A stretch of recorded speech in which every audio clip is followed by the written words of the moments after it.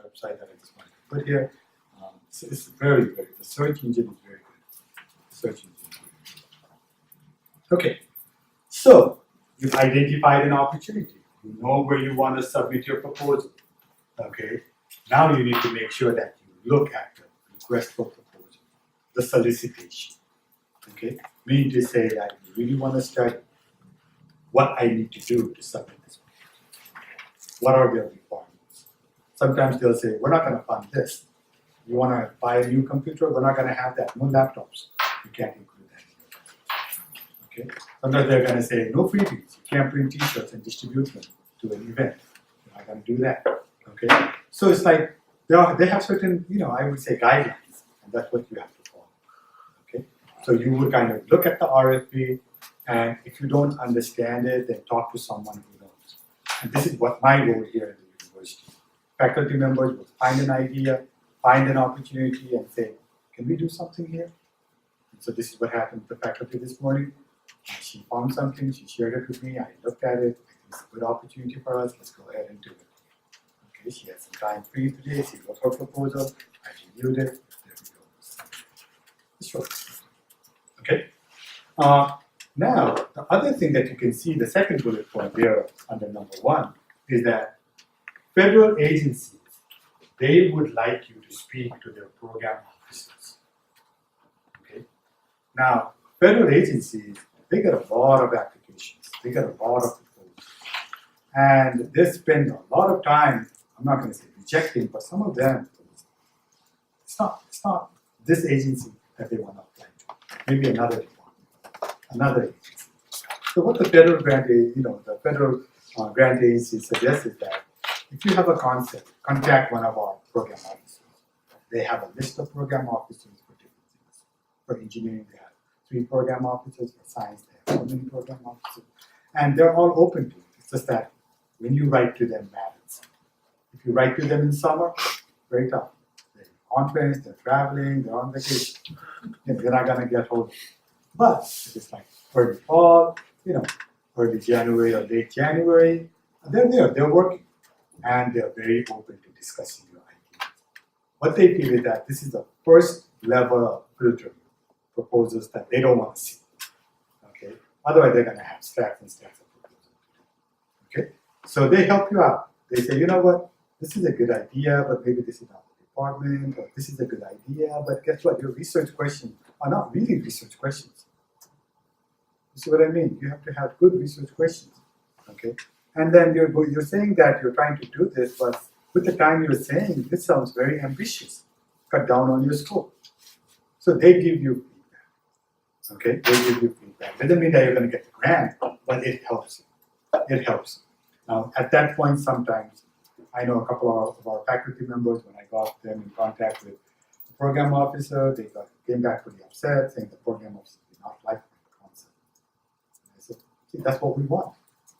We want to hear that before you write a 15-page proposal. And a 3-year budget, you prepare that, and then they say, deny. It's better to hear from them. So that helps us with it. Now, also you need to understand the procedures at your Office of Sponsored Projects. Again, that's my office, the Research and Grants Administration. Every institution might have someone there who works with this. They have a timeline. Okay? As I said earlier, this morning the faculty, it worked out. I had some free time, she had some free time, small proposal, we could do it, submit it. But usually for a federal opportunity, I would say you need to begin 10 weeks in advance. 10 weeks in advance, and we have, week after week, when they will have to deliver something. They will have to work. They work together to make it happen. So my thinking here is that if we're going to submit a proposal, there's a lot of hours involved, a lot of people involved. We want to make sure that we are doing the right thing. First of all, that means we are eligible. We can't force ourselves to be eligible. They'll find out. See what I mean? They'll find out. The second thing is that it has to be competitive and competitive. It's not going to be that put on. Right? So the lead time required is important, signatures required is important. Sometimes you need signatures from your administrators. Sometimes the federal government says, I need the dean to say, yes, you're going to do this, they're going to support you. The problem with the federal agencies, and sometimes I'm going to say the foundations also, is that if a federal agency gives you a project that's 5 years, what happens if you are not able to complete that project because of your personal reasons, health issues, okay? You're not motivated enough, you just don't perform. You leave the university. Guess what? Now the university is accountable. The university has to find someone to finish this project. So for that reason, they want to make sure that your department head and your team, all the way up to the provost, they support this. So that means to say, if something happens, they're going to call us up and say, okay, it seems that I'm not getting nice reports on this project. Maybe you have to change your personnel. Okay, so it's very important for them because they've awarded the money, right? Understand the budget requirements, okay? Overhead rates, summer salary. The federal agencies, in their budget, so this is interesting, okay? So when you prepare your budget, there's something called an indirect cost. Okay? There's something called an indirect cost. Okay? The main components of the budget would be, number one would be salary. Are you going to pay anyone? Okay, with this money. Okay? You don't want, you're the PI, you just don't want to be rich overnight and put all the money for yourself. They're going to see that, right? They're going to see that. It's not going to happen, right? Co-PI, how much effort are they going to do? Put in man-month. Put all those details. Are you going to have any students? Research, graduate assistant, undergraduate assistant, they're going to put that. Do you need any equipment? Okay, what type of equipment do you need? It's not always laptops. Okay? Sometimes you have to think about other things. Engineering, we need instruments sometimes. You have to write those, right? Accessories for instruments. Okay, if you have something, then it needs something to run with. You need to buy accessories for that. Now, then you have travel. Are you planning on traveling? NSF encourages travel because that's how dissemination happens. You go out, you meet people, you present papers. They'd like to see them. So you would have to put that in. Okay, fast. Are you going to publish it? Okay. There's a huge debate on whether free publishing is better than paid publishing of journals. Okay. But if there is a good journal out there, you want to publish it, it has a $500 publication fee, you have to put that in your budget. You can't call them later and say, I really want to do it, then I'm going to call them. Okay? And then you have other, what we call direct costs that you may have. You may want to do a workshop, cost for the workshop. Okay? You may want to travel to an exhibition. You want to put that in. You have to put in the external evaluators cost. That has to be. Okay? All of those are there. And at the bottom, when you total all that up, then at the bottom you have something called an indirect cost. Now the indirect cost is like, say for example, when I got a grant, sometimes I'm working on the weekends. I come in and work in the evening. I use the photocopy machine. I use the printer. Okay? I use the admin for some support. I make phone calls. Now those are not budgeted anywhere. It's very hard to budget. You don't even know how many phone calls you're going to make. You can't put that in there. Okay? Those are indirect costs. And depending on the agency, what we've done is that every 2 years we have to negotiate with the federal government to identify our indirect rate. So meaning to say that our indirect rate right now is 35.7%. So what that means to say is that from the total salaries that you have there, you want to add 35.7% as your indirect cost. You can't apply it to travel. You can't apply that to publications, equipment. It's only for salaries. Okay, so meaning to say that if you have 100,000, 35.7% of that you can count as indirect costs. And those indirect costs are, your air conditioner, your lights, your utilities, things like that.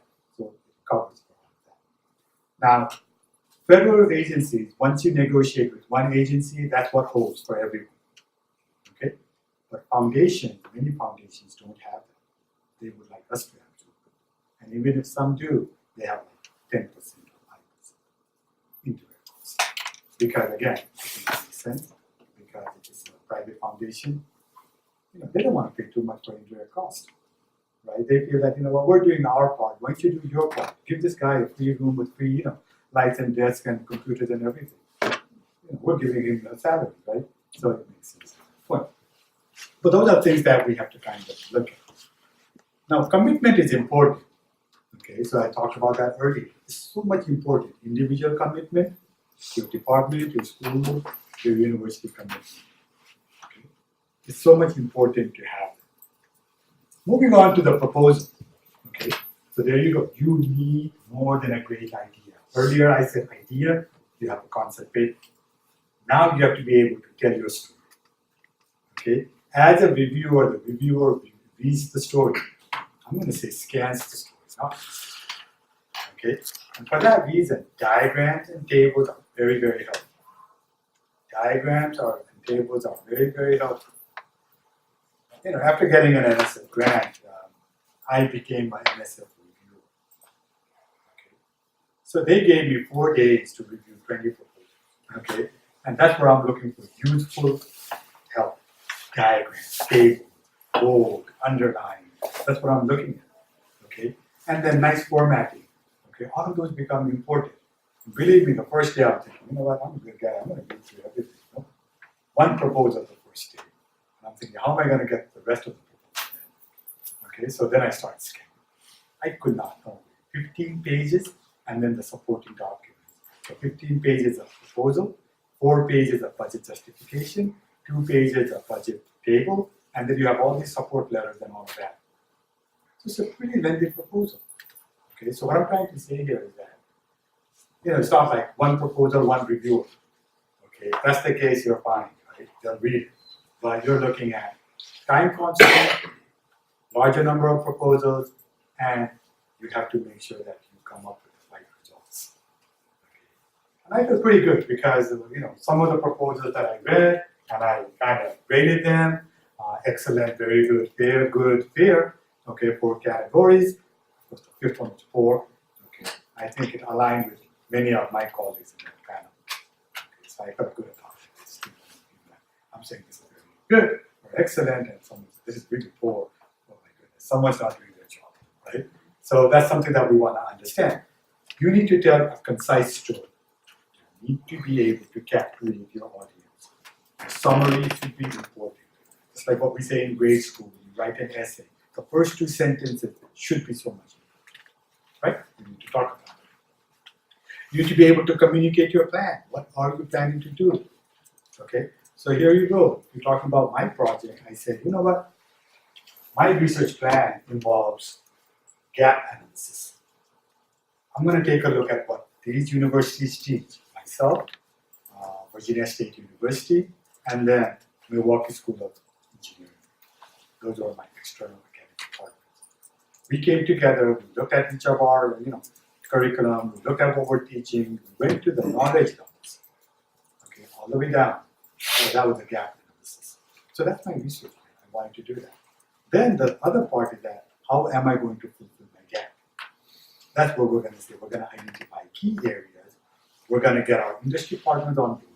We're going to talk to them whether that is relevant or not only today, because our students will graduate in 4 years' time, whether this is relevant or not.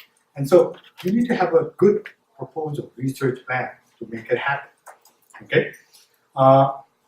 As you can see, you have to take a good look at your idea, your scope, meaning to say that you just don't want to do everything that you're thinking of. They'll catch you and say, this is impossible, they're not going to do it. Okay, meaning to say that I said I can get 10 universities on board. I think I've been a little bit more conservative there.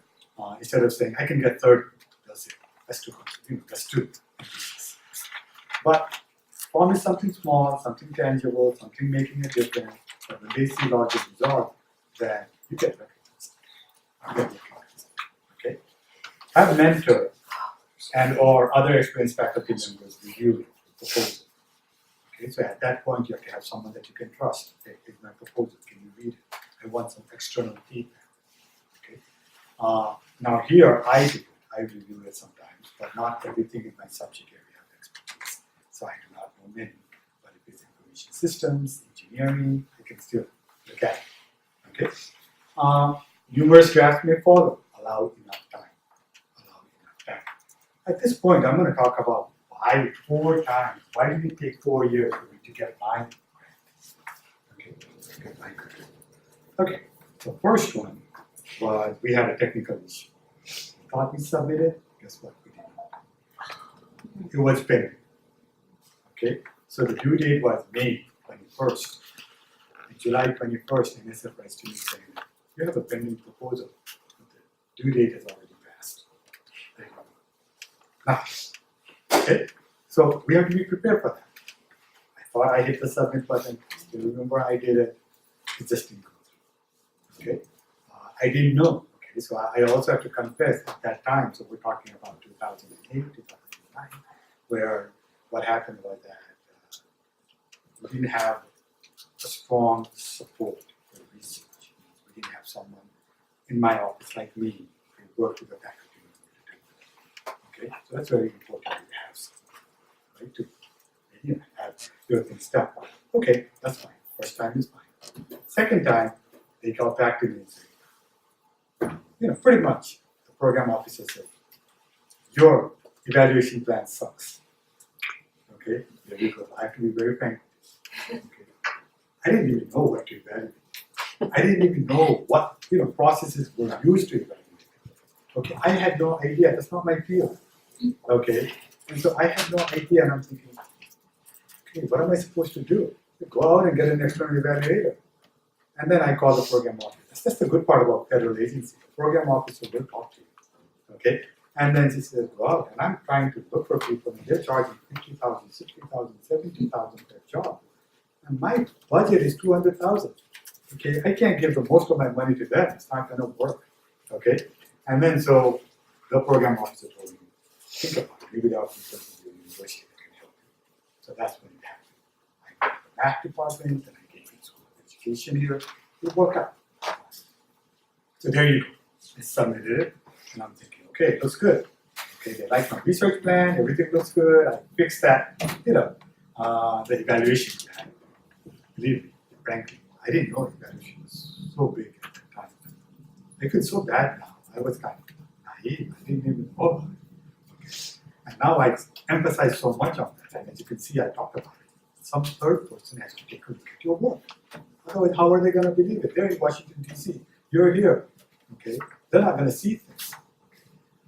So the third time, okay, my country of origin is Nepal. Okay, that's where I come from. And in fact, tomorrow I'm going to Nepal for a recruiting vision. Okay, so the university wants me to go to an education fair, meet a couple of universities, see if we can get students in here for undergraduate and graduate programs. So I'm going to do that. So I was in Nepal, and then what happened was that the program officer sent me an email saying, Sushil, I'd like to talk to you. I said, I'm in Nepal. We have time to can we talk at this time? And she said, fine. I stay late, 7 p.m. here in Washington, D.C. I get up 7 a.m. Okay, so it's a 12-hour difference. Okay, so early in the morning, I talked to her and said, you know what? Everything looks good in the proposal. Everything is good. But, and then she said, I'm still having a tough time finding that $200,000. Okay, it is there. If everyone likes it, you've got excellent, very good, everything is good, but I can't find that money. Bear with me. If by October you hear from me, you got it. If not, I want you to submit the same thing next year. You're going to be on the top of the list. October comes, I didn't get it. She wrote to me, sorry, it didn't happen. We were not able to find that 200,000. Okay, I'm fine. So next year, again, I applied. And guess what? I hear May 21 is when I applied. June 21, I got it. Okay, so it's one of those, I'm going to say journeys, up and down, roller coaster, feeling good, feeling bad, but eventually I got it. So all of these things help. And you have to understand that as I went through year by year, I had to change people. Like the first time I was trying to put a team together, I didn't know who to put. And my dean said, put him, you got your team. And I was thinking, I'm not even in good working relationship with these individuals. What would happen if I get the grant and I ask this individual, hey, we want to write a paper, and he is not contributing? What's going to happen? The second year, I changed the individuals. I said, I want to have people that I can work with. we formed a very good team. Okay, I'm from the engineering department. One of my co-PIs is from the engineering department. He has a degree in computer science, but he's a materials engineer. Okay, and then I went outside of my department. I went to the CIS department and got a faculty member in information systems. Okay, I thought that would make it easier because now I can get his perspective, our perspective. So I'm going to say, the brain behind the whole thing. One of my co-PIs, very, very good in, I'm going to say, outcome assessment. Okay, we wanted that to happen. He led all the papers in outcome assessment. And then the other faculty member, he was good in coming up with exercises.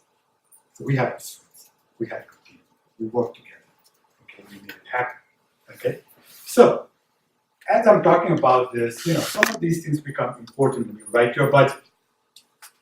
As I said earlier, you can't call them and say, oh, I forgot about that. Can you please give me $2,000 or $3,000? It's not going to happen. So when you write your budget, you think about your budget, throw everything in initially. Okay? Then you can start saying, hey, you know what, maybe I don't need this, or maybe I don't need that. Do not constrain yourself initially. Okay? For every item you're going to say, travel. Oh, I'm not going to travel, I think. Don't do that. I'm going to travel. Okay? And think about where you're going to travel. Thanks. Think about the hotel rates. Think about the airport. Okay? All of those become very important. So down there, the key terms, these are usually used at government universities. As I was saying, we have that indirect cost, 35.7 if you're on campus. Okay? If you're doing a project off campus, it's only 18%. You're not using campus, utilities, your facilities, and so on. So those are certain things. Definitely all salaries would have to have FICA things, those are tax, social security, Medicare, all of those have to apply to all salaries. Okay? So those are things that someone who knows should be able to help you. Again, I work on this, I have good ideas, good knowledge of this, but at the same time I have a person in the financial operations department that helps us make sure we're good. Okay? We take a look at this.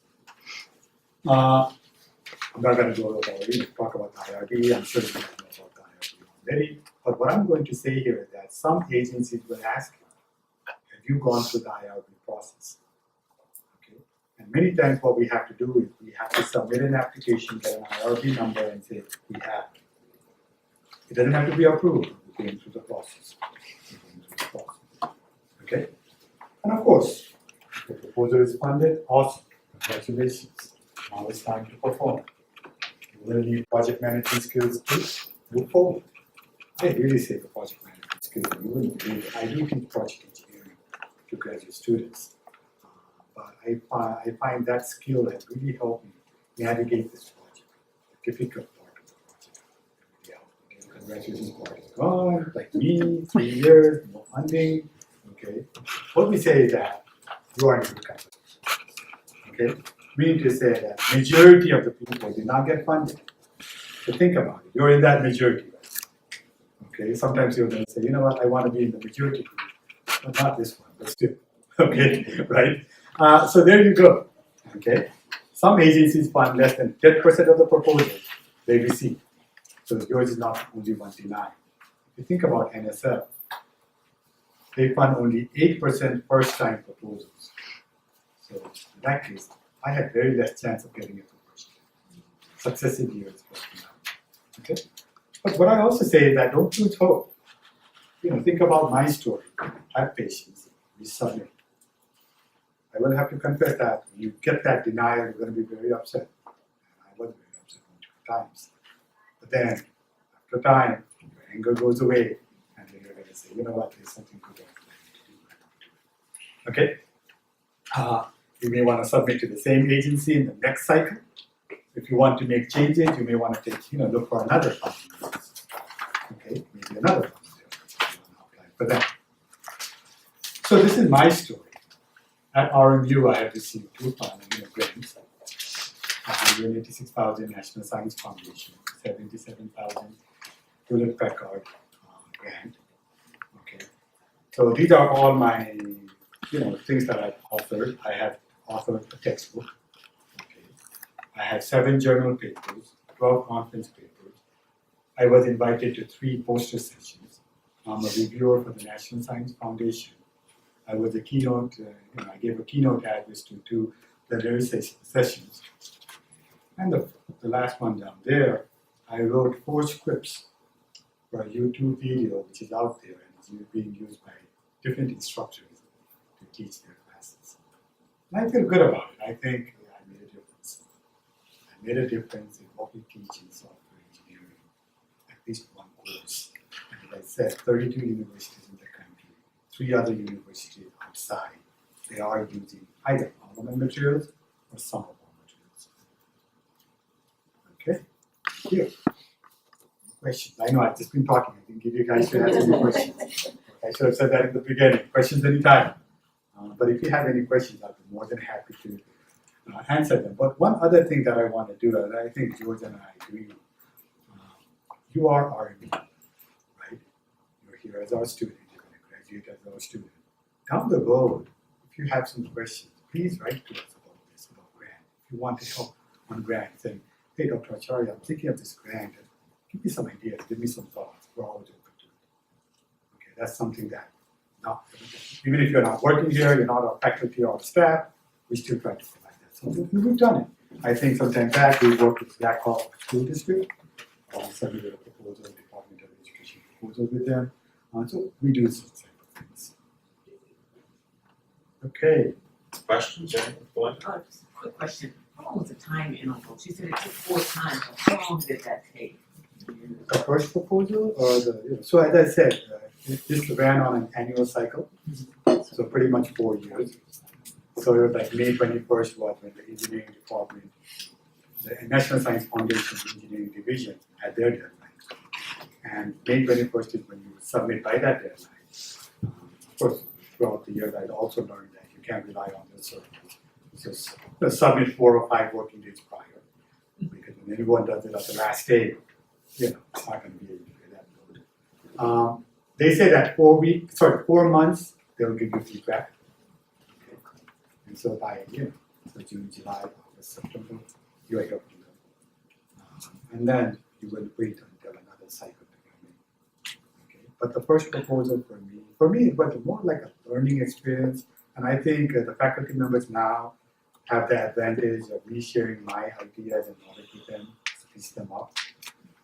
The first 2 proposals, the first 2 versions of the proposal I wrote, the second time, I didn't feel too good about it. I'm thinking, do they have any comments? They're not writing to me.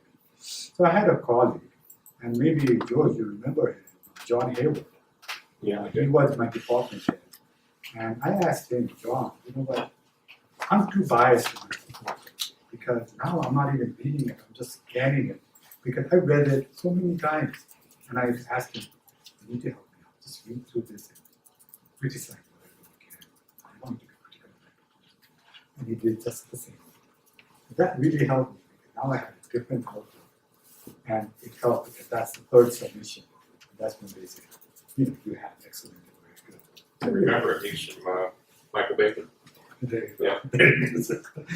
So yeah, I mean, those are on an annual basis. Foundations, they do every quarter. Okay, so if you're not able to catch them this quarter, you can catch them next quarter. You can do that. Federals are usually annual, and some of them are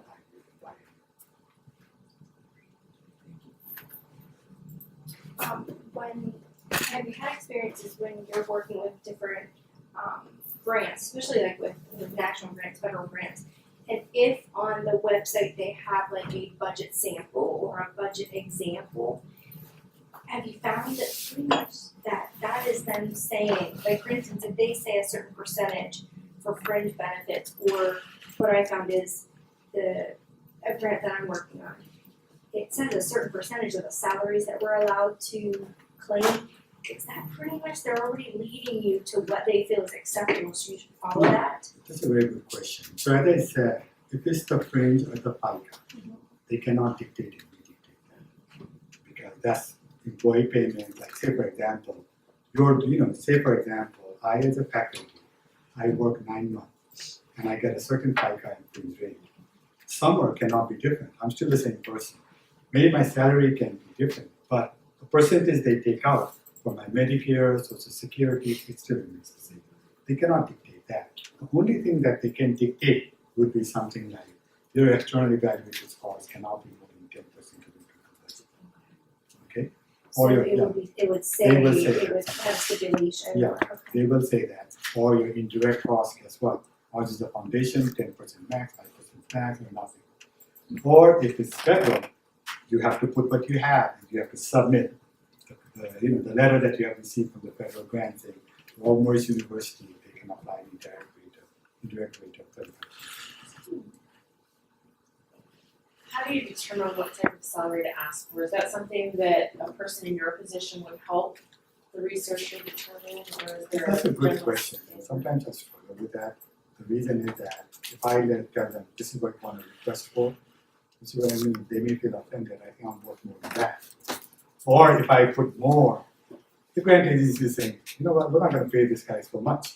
Okay? So what I say is that I tell my, my faculty members and the teams to come up with a table to write what you're planning to do. Based on that, talk about what percentage of your time you can devote to this. That's so much important for us to work out the manuals. Percentage really helps. Okay? And then if you go to, to Google, you'll find percentage to man-month conversion. They have tables there. If you say, I'm going to be working 5%, they'll convert that to an annual. How much it is for you. That's what you want to include. But again, coming back to your question, it's tough for me to dictate, but I do share examples. And when I know it's just too much, I say, you can't get it. Lower it down. Because as I said earlier, this money, you have to think about it, it's coming from taxpayers, right? And they're giving back to the community. You just don't want to make it big and try to get more. Now, the federal agency, especially the National Science Foundation, they say your summer stipend cannot be more than 2 times your monthly salary.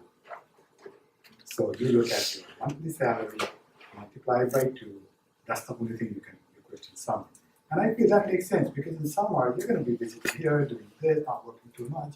You're not going to put 100%, so you can't get too much. So those are all the, I'm not going to say the fine print, they're really large, they want you to read it, they want you to be successful. So take a look at those and then they're helpful.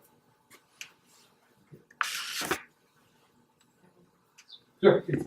You seem to favor the government grants. Is there, in your, maybe not, but in your experience, what are the pros and cons, or do you have a preference between private grants and government grants? So that's very good. So as I was saying, good question. In the case of, I'm saying, in the case of government grants, there's more money.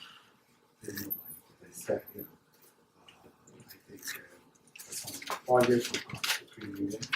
Think about faculty 5-year project, $3 million. Okay.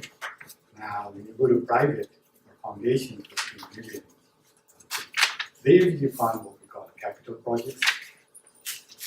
Brilliant, but they have their name. They're willing to give all that money to say Arcade Mellon, School of Engineering, Mathematics, and Science. They're not going to say Arcade Mellon Software Verification and Validation course. You see what I'm trying to say? So they, for smaller things, they have 50,000, 100,000, up to 500,000. They don't do more than that. So it all depends on your concept. When there's a hit, you know. And of course, your relationship with the foundation is very helpful for foundation grants. Okay, in the case of government, no one will do that. Okay, so you have reviews from all over the country, and you propose taking decisions. Did I answer your question? Yes. Any other questions? Good. Dr. Acharya had said to me, gave me a phone call, and he said, George, when you do a poster board, and I didn't want to, it was on the Hill House grant, which was a school-wide evaluations program. I didn't want to tell him. I never did one before. Never did a poster board. He has a program at the end of the year, towards spring, in April, where all the people who do a grant do a poster board, where they have a display, and it's really fascinating, where people can say, what did you do? The questions that you guys asked were actually answered there. Great learning opportunity. Well, I worked on this poster board. I tried. I sent this in to him. He says to me, George, the pictures, you need to balance the pictures better. I think you need to find and capture something down at the bottom that would, I'm going, wow, I didn't realize. So I resubmitted to him and he got back to me and he said, I got a couple of other changes. And I thought, wow, he's so picayune about this, but you know what happened? When I went to that poster board demonstration, I was really proud of it. And it was a great learning opportunity, and I think the whole thing about poster boards changed my whole opinion, even at conferences where I was strictly a paper guy. You know, I wanted to present papers, and that's what I did at conferences. I've been all over the world presenting papers. Coming to this was, once again, very refreshing and a very meaningful experience. So maybe this spring, I would like to have you guys come in and visit Dr. Acharya's event where he brings everybody, and we used to have it at Soul Center. You may have it over here at the athletic complex or whatever. It's a great learning opportunity because you can see what everybody's done. And the reason people are there is to answer questions. You know, like when you're asking a question, why did you do this? What motivated you to do this? It's a tremendous experience. So certainly, I'll invite everybody to come in. And once again, thank Dr. Acharya for Thank you so much. I have just a